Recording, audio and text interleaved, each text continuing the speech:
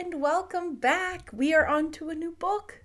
And just by way of introduction, I have never heard of this story, I've heard of this story, but I don't know the plot at all.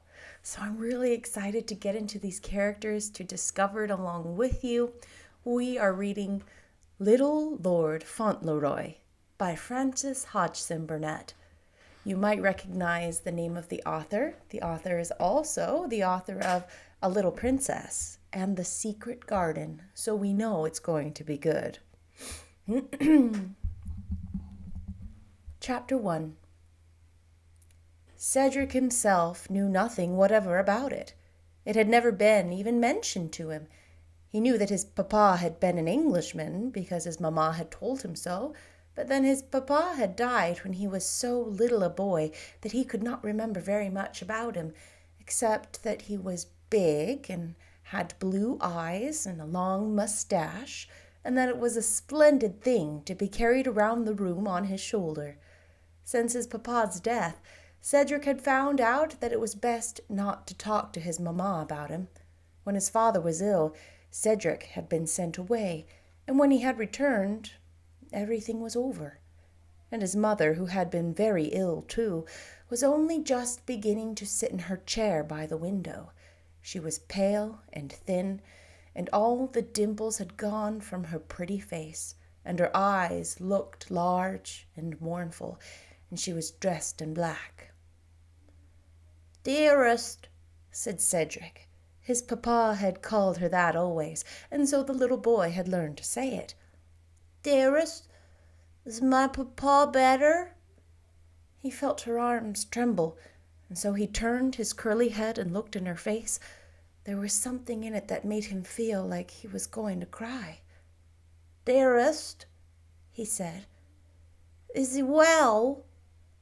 Then suddenly his loving little heart told him that he'd better put both arms round her neck and kiss her again and again, and keep his soft cheek close to hers, and he did so, and she laid her face on his shoulder and cried bitterly, holding him as if she could never let him go. "Yes, he is well," she sobbed. "He's quite well, but we have no one left but each other. No one at all." Then, little as he was, he understood that this big, handsome, young papa would not come back any more, that he was dead, as he had heard of other people being, although he could not comprehend exactly what strange thing had brought all this sadness about.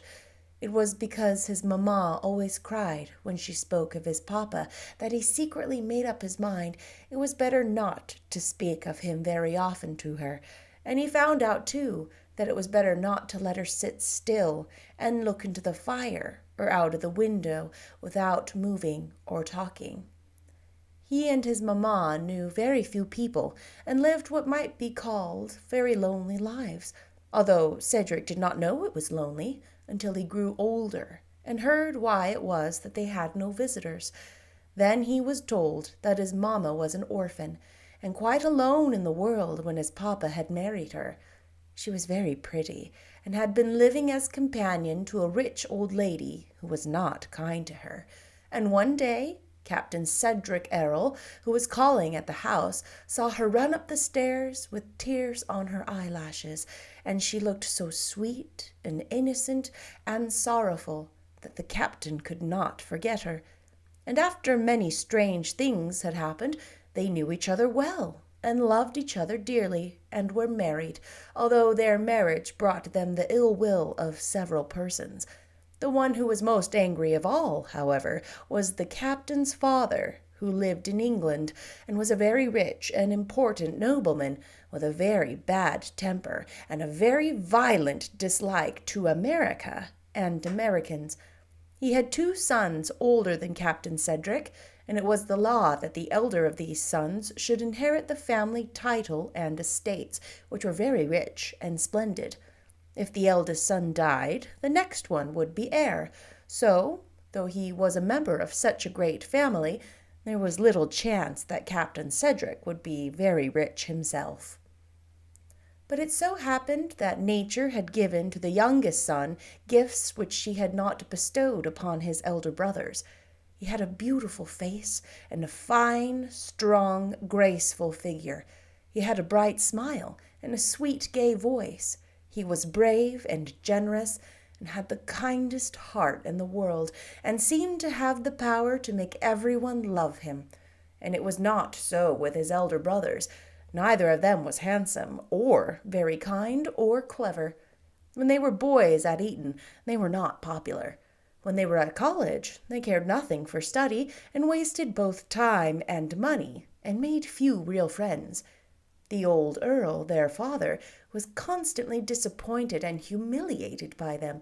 His heir was no honor to his noble name, and did not promise to end in being anything but a selfish, wasteful, insignificant man, with no manly or noble qualities.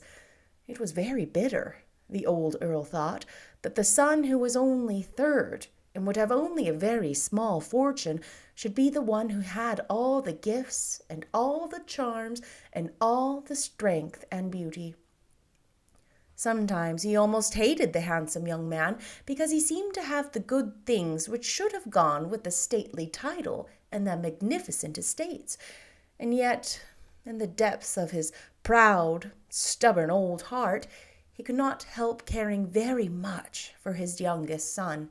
It was in one of these fits of petulance that he sent him off to travel in America. He thought he would send him away for a while, so that he should not be made angry by constantly contrasting him with his brothers, who were at that time giving him a great deal of trouble by their wild ways. But after about 6 months, he began to feel lonely, and longed in secret to see his son again. So he wrote to Captain Cedric and ordered him home. The letter he wrote crossed on its way a letter the captain had just written to his father, telling of his love for the pretty American girl and of his intended marriage. And when the Earl received that letter, he was furiously angry. Bad as his temper was, he had never given way to it in his life the way he gave way to it when he read the captain's letter. His valet, who was in the room when it came, thought his lordship would have a fit of apoplexy. He was so wild with anger. For an hour he raged like a tiger, and then he sat down and wrote to his son, and ordered him never to come near his old home, nor to write to his father or brothers again. He told him he might live as he pleased, and die where he pleased, that he should be cut off from his family forever, and that he need never expect help from his father as long as he lived. The captain was very sad when he read the letter. He was very fond of England, and he dearly loved the beautiful home where he had been born. He had loved his ill-tempered old father, and sympathized with him in his disappointments. But he knew he needn't expect no kindness from him in the future. At first he scarcely knew what to do. He had not been brought up to work, and had no business experience, but he had courage and plenty of determination. So he sold his commission to the English army, and after some trouble found a situation in New York and married. The change from his old life in England was great, but he was young and happy, and he hoped that hard work would do great things for him in the future.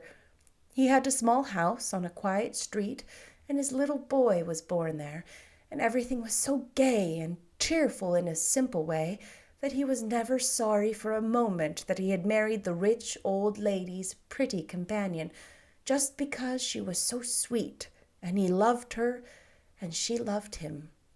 She was very sweet, indeed, and her little boy was like both her and his father. Though he was born in so quiet and cheap a little home, it seemed as if there never had been a more fortunate baby. In the first place, he was always well, and so he never gave anyone trouble. In the second place, he had so sweet a temper and ways so charming that he was a pleasure to everyone. And in the third place, he was so beautiful to look at that he was quite a picture. Instead of being a bald-headed baby, he started in life with a quantity of soft, fine gold-colored hair, which curled up at the ends and went into loose rings by the time he was 6 months old. He had big brown eyes and long eyelashes and a darling little face. He had so strong a back and such splendid sturdy legs that at 9 months he learned suddenly to walk. His manners were so good for a baby that it was delightful to make his acquaintance. He seemed to feel that everyone was his friend, and when anyone spoke to him, when he was in his carriage in the street, he would give the stranger one sweet, serious look with his brown eyes, and then follow it with a lovely, friendly smile. And the consequence was that there was not a person in the neighborhood of the quiet street where he lived, even to the groceryman at the corner, who was considered the crossest creature alive, who was not pleased to see him and speak to him. And every month of his life he grew handsomer and more interesting. When he was old enough to walk out with his nurse, dragging a small wagon and wearing a short white kilt skirt and a big white hat set back on his curly yellow hair, he was so handsome and strong and rosy that he attracted everyone's attention, and his nurse would come home and tell his mamma stories of the ladies who had stopped their carriages to look at and speak to him, and of how pleased they were when he talked to them in his cheerful little way of making friends with people.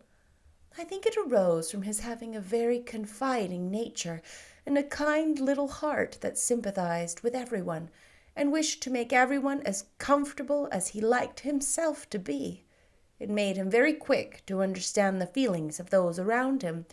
Perhaps this had grown on him, too, because he had lived so much with his father and mother, who were courteous and loving and considerate and tender and well-bred. He had never heard an unkind word spoken at home. He had always been loved and caressed and treated tenderly, and so his childish soul was full of kindness and innocent, warm feeling. He had always heard his mamma called by pretty, loving names, and so he used them himself when he spoke to her. He had always seen that his papa watched over her and took great care of her, and so he learned, too, to be careful of her. So when he knew his papa would come back home no more, he saw how very sad his mamma was. There gradually came into his kind little heart the thought that he must do what he could to make her happy. He was not much more than a baby, but that thought was in his mind whenever he climbed upon her knee and kissed her and put his curly head on her neck, and when he brought his toys and picture books to show her, and when he curled up quietly by her side as she used to lie on the sofa. He was not old enough to know of anything else to do, so he did what he could, and was more of a comfort to her than he could have understood. "Oh, Mary," he heard her once say to her old servant, "I'm sure he is trying to help me in his innocent way. I know he is. He looks at me sometimes with a loving, wandering little look, as if he were sorry for me, and then he will come and pet me or show me something. He is such a little man. I really think he knows." As he grew older, he had a great many quaint little ways which amused and interested people greatly. He was so much of a companion for his mother that she scarcely cared for any other. They used to walk together and talk together and play together. When he was quite a little fellow, he learned to read, and after that he used to lie on the hearth rug in the evening and read aloud, sometimes stories, and sometimes big books such as older people read, and sometimes even the newspaper. And often at some times Mary, in the kitchen, would hear Mrs. Errol laughing with delight at the quaint things he said. "And indeed," said Mary to the groceryman, "nobody could help laughing at the queer little ways of him and his old-fashioned sayings. Didn't he come into my kitchen the night the new president was nominated and stand afore the fire, looking like a picture, with his hands in his small pockets and his innocent bit of a face as serious as a judge, and says to me, 'Mary,' he says, 'I'm very much interested in the election,' says he. 'I'm a publican, and so is the rest.' 'Are you a publican, Mary?' Sorry a bit, says I. I'm a bit of Democrats. And he looks me up and round like, would you go to your heart? And he says, Mary, says he, the country will go to ruin. And never a day since then has he let go without arguing with me to change me politics. Mary was very fond of him, and very proud of him too. She had been with his mother ever since he was born, and, after his father's death, had been cook and housemaid and nurse and everything else. She was proud of his graceful, strong little body and pretty manners, and especially proud of the bright curly hair which waved over his forehead and fell in charming love-locks on his shoulders. She was willing to work early and late to help his mamma make his small suits and keep them in order. "Aristocratic, is it?" she would say. "Faith, and I'd like to see the child on Fifth Avenue as he looks like and steps out as handsome as himself. In every man, woman and child looking after him in a bit of a black velvet skirt made out of the mistress's old gown, and his little head up, and his curly hair flying and shining. It's like a young lord he looks." Cedric did not know that he looked like a young lord, and he did not know what a lord was. His greatest friend was the grocerman at the corner, the cross grocerman, who was never cross to him. His name was Mr. Hobbs, and Cedric admired and respected him very much. He thought him a very rich and powerful person. He had so many things in his store, prunes and figs and oranges and biscuits, and he had a horse and a wagon. Cedric was fond of the milkman and the baker and the apple-woman, but he liked Mr. Hobbs best of all, and was on terms of such intimacy with him that he went to see him every day, and often sat with him quite a long time, discussing the topics of the hour. It was quite surprising how many things they found to talk about. The 4th of July, for instance. When they began to talk about the 4th of July, there really seemed no end to it. Mr. Hobbs had a very bad opinion of the British, and he told the whole story of the Revolution, relating very wonderful and patriotic stories about the villainy of the enemy and the bravery of the revolutionary heroes, and he even generously repeated part of the Declaration of Independence. Cedric was so excited that his eyes shone and his cheeks were red and his curls were all rubbed and tumbled into a yellow mop. He could hardly wait to eat his dinner after he went home. He was so anxious to tell his mamma. It was, perhaps, Mr. Hobbs who gave him his first interest in politics. Mr. Hobbs was fond of reading the newspapers, and so Cedric heard a great deal about what was going on in Washington, and Mr. Hobbs would tell him whether the president was doing his duty or not. And once, when there was an election, he found it all quite grand, and probably but for Mr. Hobbs and Cedric, the country might have been wrecked. Mr. Hobbs took him to see a great torchlight procession, and many of the men who carried torches remembered afterward a stout man who stood near a lamppost and held on his shoulder a handsome little shouting boy who waved his cap in the air. It was not long after this election, when Cedric was between 7 and 8 years old, that the very strange thing happened which made so wonderful a change in his life. It was quite curious, too, that the day it happened he had been talking to Mr. Hobbs about England and the Queen, and Mr. Hobbs had said some very severe things about the aristocracy, being specially indignant against earls and marquises. It had been a hot morning, and after playing soldiers with some friends of his, Cedric had gone into the store to rest, and had found Mr. Hobbs looking very fierce over a piece of illustrated London news, which contained a picture of some court ceremony. "Ah," he said, "that's the way they go now. But they'll get enough of it some day, when those they've trod on rise and blow 'em out of the sky. Earls and marquises and all. It's coming. They may look out for it." Cedric had perched himself as usual on the high stool, and pushed his hat back, and put his hands in his pockets, in a delicate compliment to Mr. Hobbs. "Did you ever know any marquises, Mr. Hobbs?" Cedric inquired. Or earls? Nah, answered Mr. Hobbs with indignation. I guess not. Like to catch one of them inside here, that's all. I'll have no grasping tyrants sitting round on my cracker barrels. And he was so proud of the sentiment that he looked round proudly and mopped his forehead. Perhaps they wouldn't be earls if they knew any better, said Cedric, feeling some vague sympathy for their unhappy condition. Wouldn't they? Said Mr. Hobbs. They just glory in it. It's in 'em. They're a bad lot. They were in the midst of their conversation when Mary appeared. Cedric thought she had come to buy some sugar, perhaps, but she had not. She looked almost pale, and as if she were excited about something. Come home, darling, she said. The mistress is wanting yous. Cedric slipped down from his stool. Does she want me to go out with her, Mary? He asked. Good morning, Mr. Hobbs. I'll see you again. He was surprised to see Mary staring at him in a dumbfounded fashion, and he wondered why she kept shaking her head. What's the matter, Mary? He said. Is it the hot weather? No, said Mary, but there's strange things happening to us.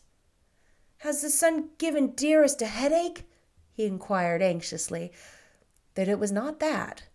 When he reached his own house, there was a coupe standing before the door, and someone was in the little parlor talking to his mamma.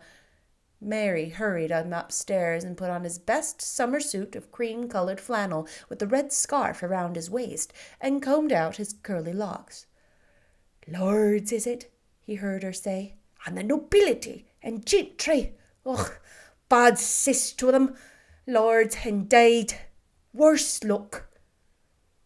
It was really very puzzling, but he felt sure his mamma would tell him what all the excitement meant, so he allowed Mary to bemoan himself without asking many questions. When he was dressed, he ran downstairs and went into the parlor. A tall, thin old gentleman with a sharp face was sitting in an armchair. His mother was standing near him with a pale face, and he saw that there were tears in her eyes. Oh, Ceddie! She cried out, and ran to her little boy and caught him in her arms and kissed him in a frightened, troubled way.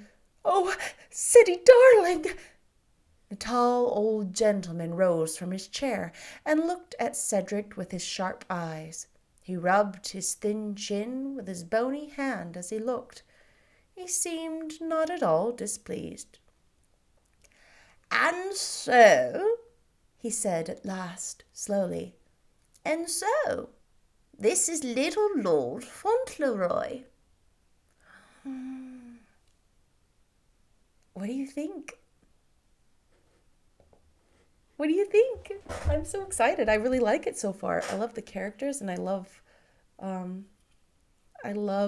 the direction. I love the direction this is going. I have a feeling this is going to be one of my new favorite books. I will see you next time with chapter 2.